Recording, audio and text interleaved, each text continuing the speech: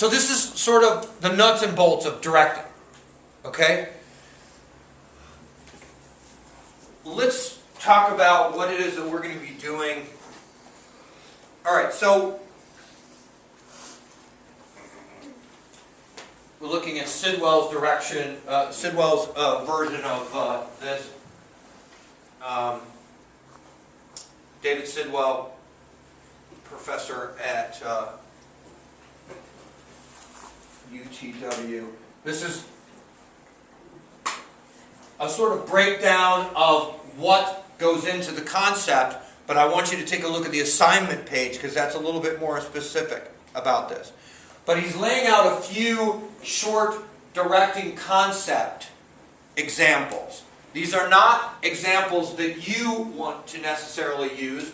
I'm offering you a couple of these down here in this link material. Okay? This is an example which I would say is a sort of A++ example.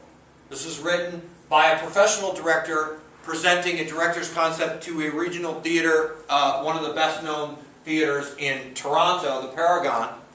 Okay? And it's extremely complete, very visual. This is a person who is basically applying for a job. Okay?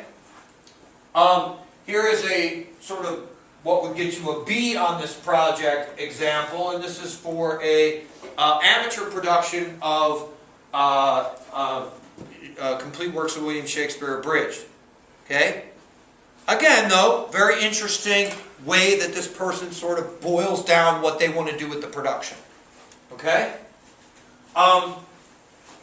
Here is a good description of the director's job and directing concept in general at that website. Alright. So let's get a little bit more down to it. What am I going to put in this director's concept? I've met with this, I've talked to this playwright, I picked a play I want to work on, I'm thinking about this, I'm communicating. What comes to your mind as to things that you would want to figure out? If you're coming to me and you're telling me, I want to direct this person's play, I want to direct Jacob's play, what would you think instinctually that you would need to include in something like that?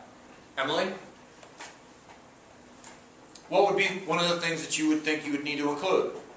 Like with my directing or whatever? Mm-hmm.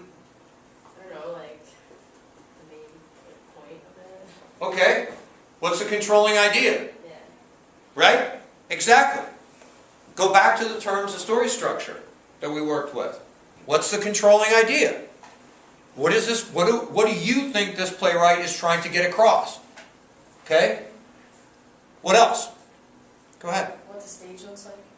Okay? What's the major visual impression?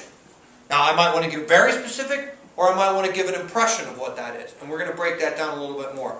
Maybe background information on the characters? Okay, what do I feel like was the sort of world that this thing is coming into? Okay, what's my impression of that? Because it may not be totally clear in the play. Okay, The Dumbwaiter by Harold Pinter.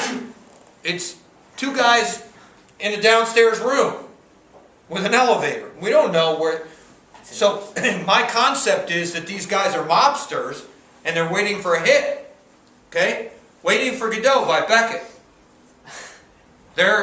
It's two guys in a tree. And then some people come along later. It could be post-apocalypse. It could be post-World War II. It could be otherworldly. It could be, just people in a desert. Could be hell. When they did it in San Quentin, the prison company that did it felt like it was prison. And that was a perfect fit for it. It was such a successful production that they ended up taking it to other prisons in the California prison system, and ultimately when they got out of prison, they ended up taking it on the road to other places. Okay? Because it resonated so much with this particular culture of people. Alright? So it can be very interpretive. It depends. Alright.